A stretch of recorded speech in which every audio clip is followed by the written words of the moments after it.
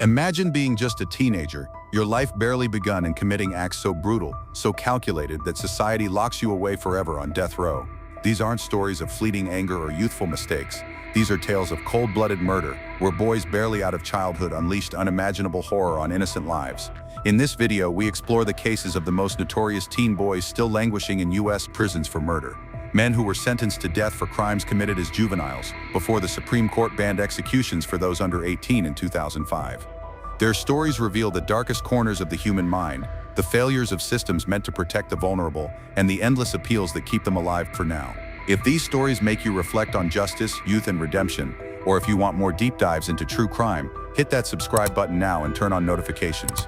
Your support keeps these documentaries coming. Let's begin with a case from Pennsylvania in 1992, where a 16-year-old's rage turned a quiet neighborhood into a nightmare. But as you'll see, the horror didn't end there, leading to questions about evil that no one can fully answer.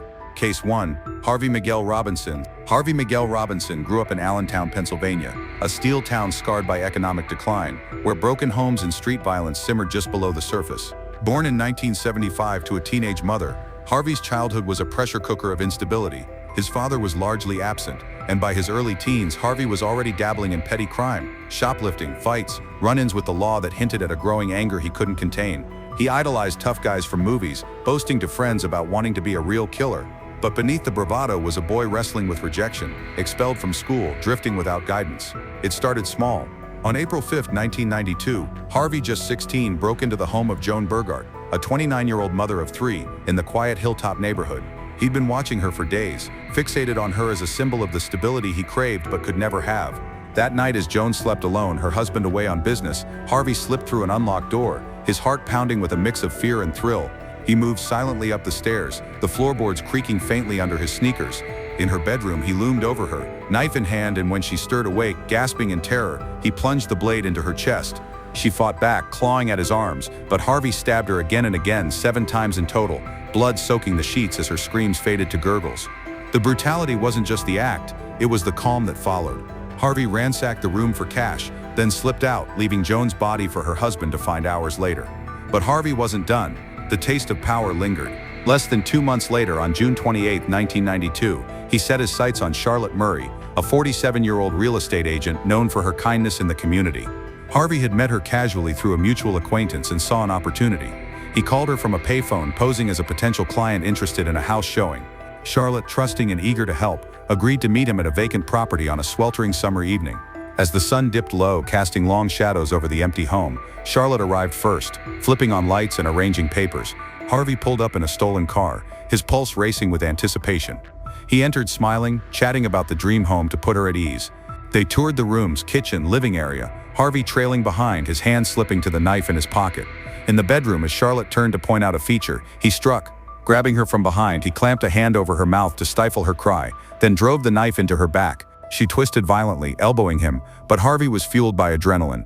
He slashed her throat, deep and deliberate, blood spraying across the walls as she collapsed, gasping. Not satisfied, he stabbed her multiple times in the chest and abdomen, the sounds of her weakening struggles echoing in the empty space. When it was over, Charlotte lay in a pool of her own blood, her eyes staring blankly at the ceiling. Harvey wiped the blade on her blouse, pocketed a few dollars from her purse, and walked out into the twilight, another life extinguished for his fleeting sense of control. Word of the murders spread like wildfire through Allentown, a close-knit city gripped by fear. Parents double-locked doors, women avoided evening walks. Harvey, meanwhile, returned to his routine, hanging with friends, acting normal. But whispers started. He'd been seen near the scenes, bragging in hushed tones about handling business. On August 8, just weeks after Charlotte's death, Harvey struck again, this time targeting Jessica Jenkins, a 15-year-old high school sophomore. Jessica lived in a modest row house with her family, oblivious to the monster in her midst. Harvey had been dating her best friend, giving him easy access. That night, as Jessica slept over at the friend's house, unaware Harvey was lurking, he waited until the home was quiet. Slipping inside through a basement window, he crept upstairs, the house silent except for the hum of a fan. In the guest room, Jessica stirred as he approached her bed. Before she could scream, he covered her mouth with one hand and stabbed her in the neck with the other, the blade slicing deep, severing her windpipe.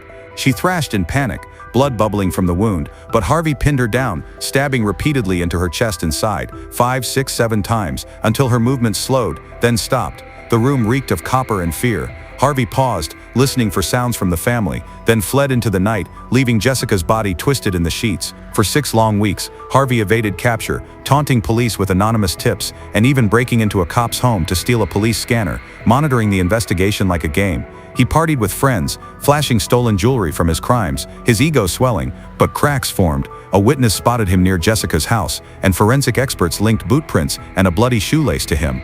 On September 7, 1992, just 17 years old, Harvey was pulled over in a routine traffic stop.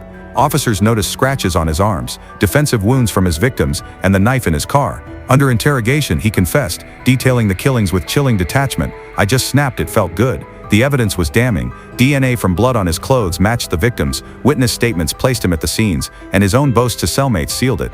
Charged with 3 counts of first-degree murder plus burglary and rape, he'd assaulted Joan during her attack. Harvey's trial began in early 1993. The prosecution painted him as a remorseless predator. The defense argued his youth and abusive upbringing warranted mercy, but the all-white jury, horrified by the brutality, deliberated just hours before convicting him on all counts. Special circumstances, multiple murders, committed during felonies led to the death penalty. On November 8, 1993, at age 18, Harvey was sentenced to die by lethal injection in Pennsylvania's State Correctional Institution at Greene. Appeals flooded in immediately. Harvey's lawyers cited his age, claiming brain development in teens impairs judgment, a preview of the 2005 Roper v. Simmons ruling that would ban juvenile executions. But Pennsylvania courts upheld the sentence, rejecting claims of ineffective counsel.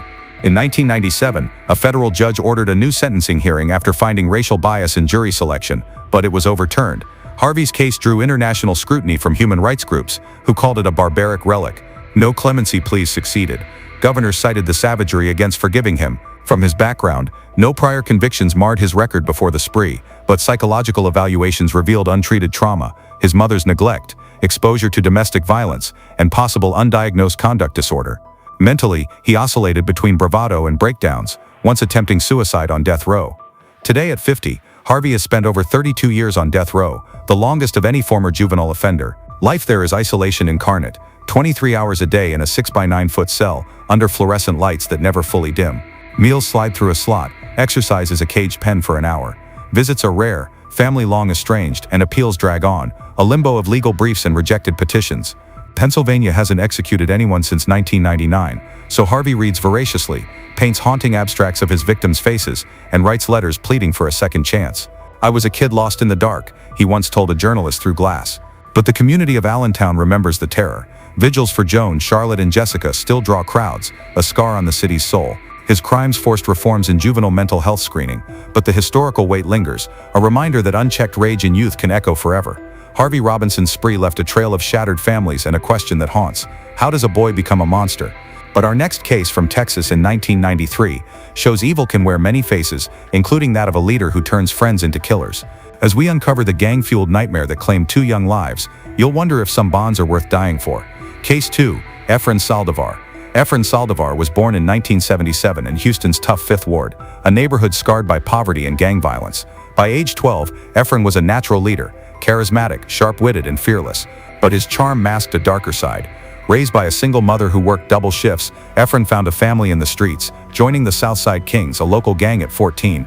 He had no prior convictions, but his juvenile record showed truancy, vandalism, and fights, red flags ignored by an overworked system.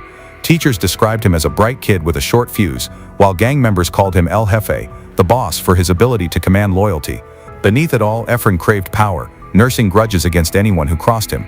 On July 12, 1993, that need for control exploded. Efren, then 16, targeted Maria Lopez, a 19-year-old college freshman who'd rejected his advances months earlier at a block party. Maria, vibrant and ambitious, was saving for nursing school, working evenings at a local diner. He began stalking her, noting her routines, her late-night walks home from the diner. That summer night, as Houston sweltered under a humid haze, Efren gathered 3 younger gang members, ages 14 to 16, promising them respect and a cut of any cash they'd find. His plan was cold and calculated: ambush Maria, rob her, and make her pay for disrespecting him. At 11:30 p.m., Maria left the diner, her apron stuffed in her bag, unaware of the shadows trailing her. Efren and his crew waited in an alley near her apartment, hidden behind a dumpster. He'd given each boy a role, one to grab her, one to watch for witnesses, and one to carry the stolen goods. Efren would deliver the punishment. As Maria's footsteps echoed closer, her keys jingling softly, Efren nodded to his crew. The first boy, a wiry 14-year-old, lunged from the darkness, grabbing Maria's arms and pinning them behind her. she screamed, kicking wildly, but the second boy clamped a gloved hand over her mouth. Efren stepped forward, his face calm but eyes blazing with rage.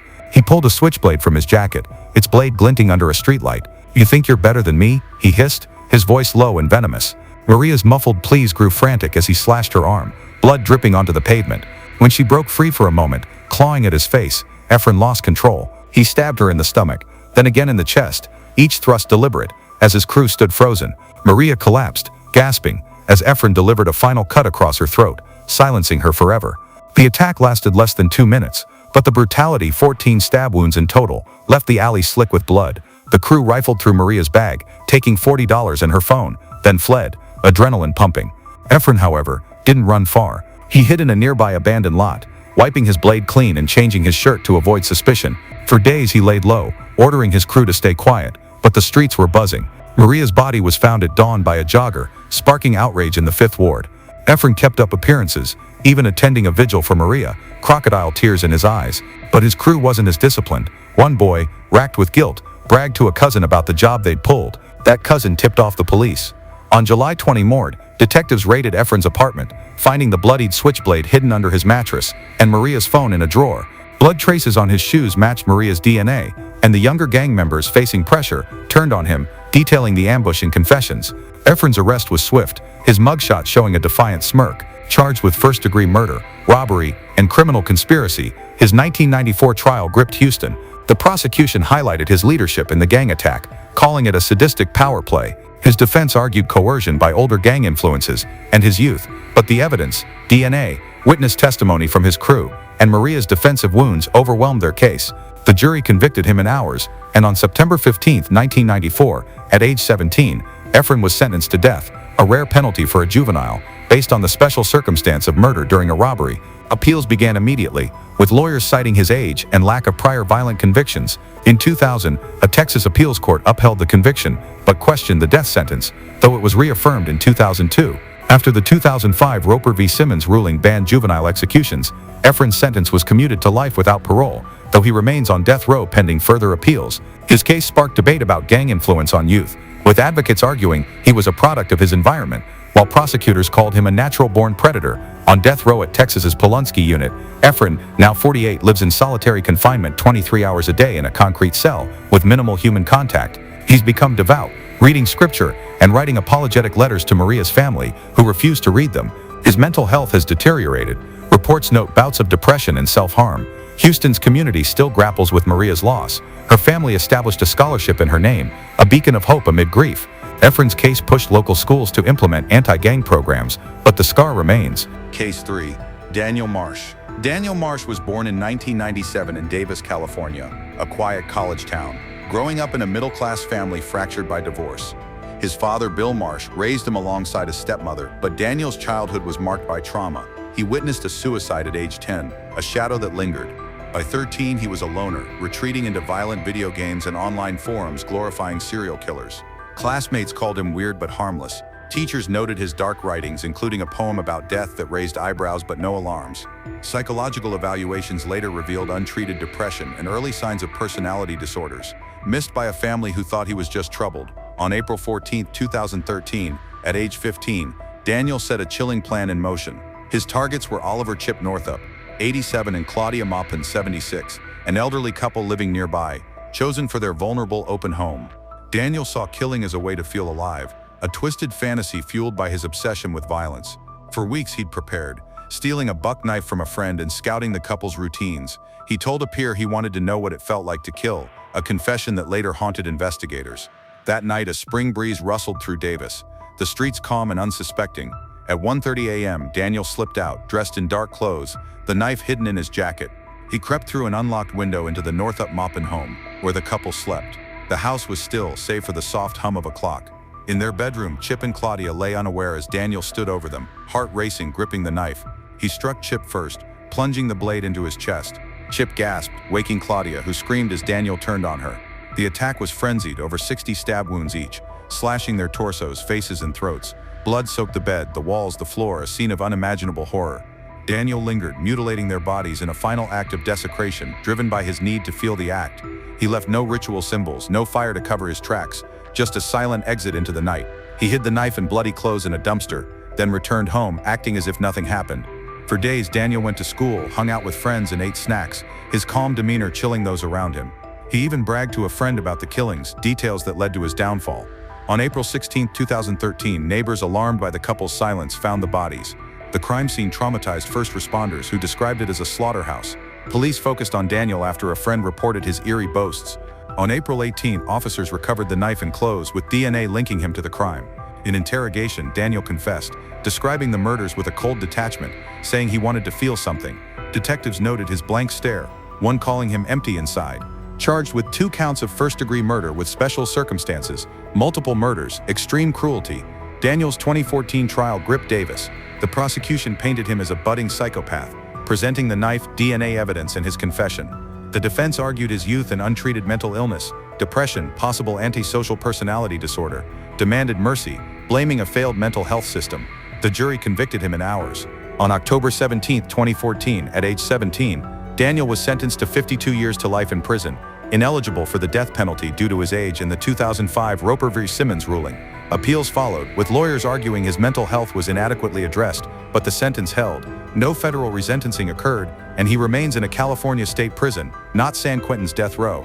At 28, Daniel is a quiet inmate, diagnosed with mental health issues and medicated, though he's shown little remorse to the victims' families. He spends his days in a cell, with limited privileges, a far cry from the power he sought. Davis mourned Chip and Claudia, whose death spurred local mental health reforms. Daniel's case remains a stark warning of untreated illness and the seeds of violence in a young mind. Daniel Marsh's descent shattered a community, leaving questions about how a teen could hide such darkness. But our next case takes us to Florida, where a teenager's greed and betrayal led to a crime so cold-blooded it redefined justice in a small town. What could drive a boy to kill the one person who trusted him most? The answer will leave you speechless. Case 4. Tyler Hadley. Tyler Hadley was born on December 16, 1993, in Port St. Lucie, a middle-class coastal city in Florida's Treasure Coast.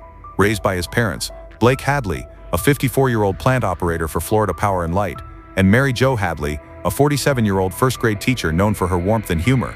Tyler grew up in a comfortable suburban home. His family seemed stable on the surface, but Tyler struggled with behavioral issues from his early teens. By 16, he was skipping school, abusing marijuana and ecstasy, and dabbling in petty crimes like burglary and theft. No major convictions marked his record yet, but his parents, alarmed by his downward spiral, had grounded him and pushed for outpatient drug rehab. Neighbors saw a once outgoing boy turn withdrawn and defiant, resenting the restrictions that cramped his social life. Tyler craved the thrill of parties and peer approval, and his parents' efforts to rein him in felt like chains. He wanted freedom, excitement, and escape, and he'd do anything to seize it. On July 16, 2011, Tyler, then 17, set his plan in motion. For weeks he'd fantasized about it, joking darkly with friends about taking care of his grounding. That afternoon, around 1:15 p.m., he posted on Facebook, "Party at my crib tonight, maybe," testing the waters for the bash he craved. His parents, home from work, denied permission, citing his troubles. Seething, Tyler paced the house, his mind racing on a cocktail of resentment and drugs. He grabbed a 22-inch claw hammer from the garage, his nerves buzzing from stolen ecstasy. His plan was ruthless: kill Blake and Mary Jo, hide the evidence, and turn the house into party central to cement his status with his crowd. Around 5 p.m., as Port St. Lucie baked under a relentless summer sun, the killings unfolded in the family's tidy living room. Tyler struck first at Mary Jo from behind as she sat at her computer, the hammer crashing into her skull with a sickening thud. She screamed, turning with wide-eyed shock. "Tyler, why?" But he swung again, blood spraying across the keyboard. Blake rushed in from the bedroom, horrified, pleading, "Why, son?" Their eyes locked in a frozen moment of betrayal, but Tyler entered a dissociative haze, swinging relentlessly in a frenzy. He bludgeoned Blake over 65 times, shattering bones and fracturing his skull, while Mary Jo suffered massive head trauma. The room reeked of copper and sweat, their bodies crumpled amid scattered books and family photos. Tyler, panting and detached, dragged the corpses to the master bedroom, covering them with linens, files, and towels. He locked the family dog in a closet, hid their cell phones, and scrubbed the blood with half-hearted vigor, the hammer wiped and stashed. Tyler didn't bolt. Instead, he amped up the party hype, updating Facebook at 8:15 p.m. "Party at my house." When a friend messaged, "What if your parents come home?" he replied coolly, "They won't. Trust me." By evening, 60 teens flooded the house, blasting music, chugging booze Tyler had bought with pilfered cash, and popping pills just feet from the locked bedroom door. He played host like a rock star, even snapping selfies amid the chaos. But cracks formed. A friend, Michael Mandel, pulled Tyler aside, sensing something off. Tyler confessed, unlocking the door to reveal the horror. Stunned, Mandel slipped out at 4:24 a.m. on July 17 and called Crime Stoppers anonymously. Tyler posted one last invite, "Party at my house again HMU," as sirens neared. Police arrived at dawn, finding Tyler frantic at the door. A search uncovered the bodies, the bloody hammer with his prints and stained clothes. Blood evidence and witness tips nailed him. Arrested on site, Tyler confessed flatly, "I just snapped. I wanted the party." Charged initially with second-degree murder, a grand jury upgraded it to 2 counts of first-degree murder. Tyler's 2014 hearing riveted Port St. Lucie. Prosecutors painted a premeditated nightmare, flashing the hammer, autopsy photos showing the brutality, and Facebook logs of his boasts. His defense invoked youth, drug abuse, and family pressure, arguing for rehab over prison. But the judge, unmoved by the savagery against devoted parents, accepted Tyler's no-contest plea. On March 25, 2014, at age 20, he drew 2 consecutive life terms without parole in Florida's Reception and Medical Center West Unit. Appeals kicked off fast, citing the 2012 Miller v. Alabama ban on mandatory juvenile life sentences.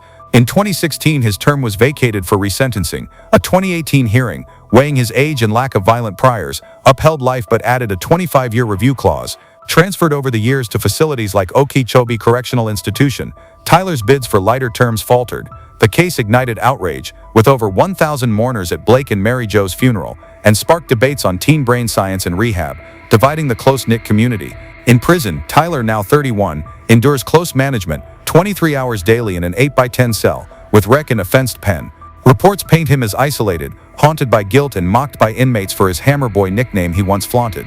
He's pursued education, earning a GED, but shows fractured remorse, telling a 2024 interviewer, "It started as a joke, I still don't get why." A family rift lingers. His brother sued to bar inheritance, and Port St. Lucie honors Blake and Mary Jo with scholarships for at-risk kids. Tyler's saga warns of unchecked rebellion's toll.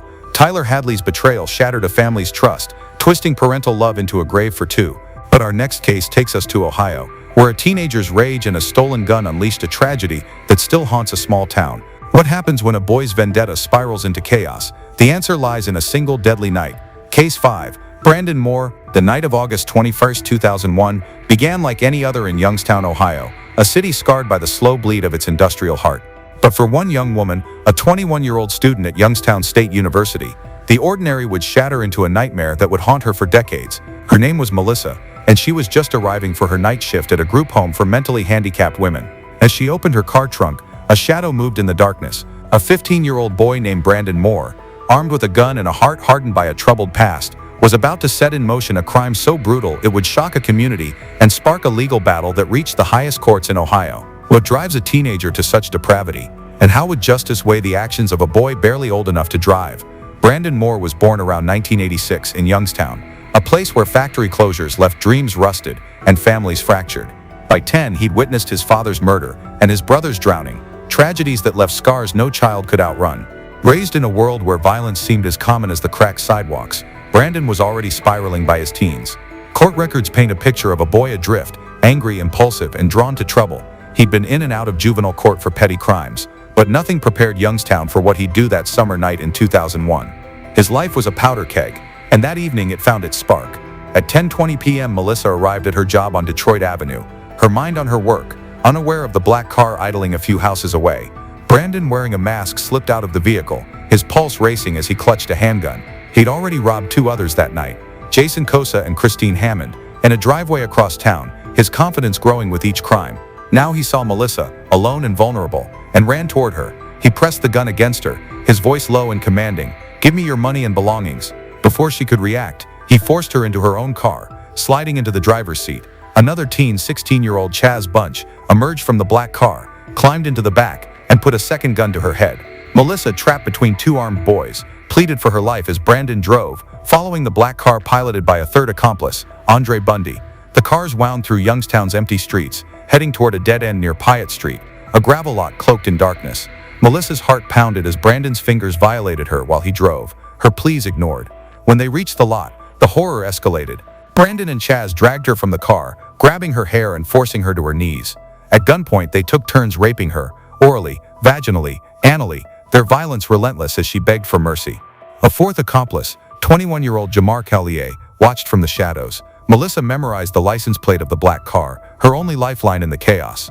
When Chaz raised his gun to her mouth, threatening to kill her, Brandon and Jamar intervened, stopping him.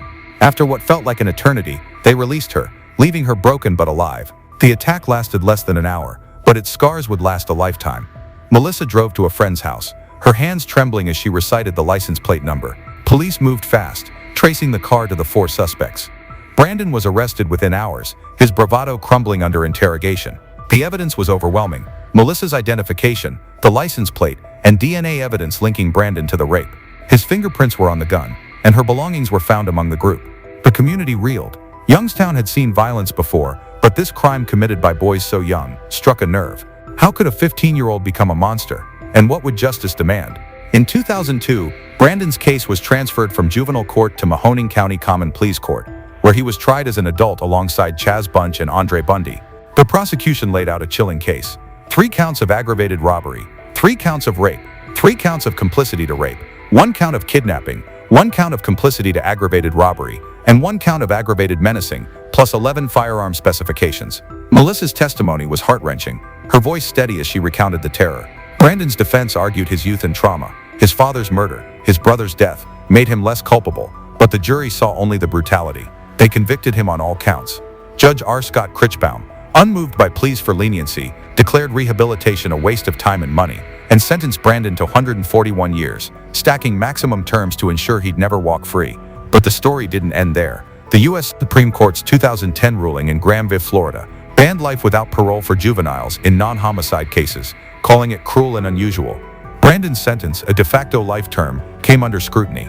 In 2016, the Ohio Supreme Court vacated his 112-year resentence, ruling it unconstitutional. Melissa, now married and living out of state, faced her attacker in court. Her words raw: "My mind became my prison." Brandon apologized, citing his youth and loss, but she needed safety, not remorse. In 2022, the Ohio Parole Board denied his first parole request, citing the crime's brutality. His next hearing is set for December 2026. Today, Brandon Moore, nearing 40, sits in a cell at an Ohio prison, his days marked by routine and regret. Melissa carries her trauma, advocating for survivors, while Youngstown grapples with the echoes of that night. The case sparked debates over juvenile sentencing, with Ohio's 2021 Senate Bill 256 ensuring parole chances for young offenders. But for every step toward reform, there's a question that lingers: can a boy who committed such evil ever be redeemed? And what does justice mean when the wounds never heal?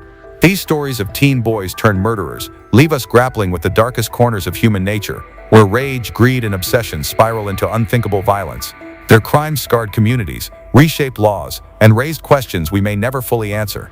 As we reflect on these tragedies, one question lingers: can a teenager's actions define them forever? Or is there room for redemption, even for the worst among us? Let us know your thoughts in the comments below.